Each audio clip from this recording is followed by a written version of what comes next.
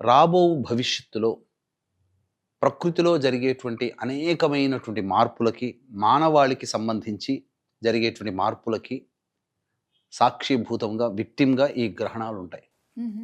మనం గమనించుకున్నట్లయితే అనేక వేల సంవత్సరాల నుంచి కూడా ముఖ్యంగా మనకు బాగా తెలిసేటువంటిది మహాభారత యుద్ధం. కార్తీక మాసంలో జరిగింది. ఈ మహాభారత యుద్ధము కార్తీక మాసంలో ప్రారంభమై మార్గశిర మాసంలో మనకు ఎండ్ అయిందని చెప్తుంటుంటారు.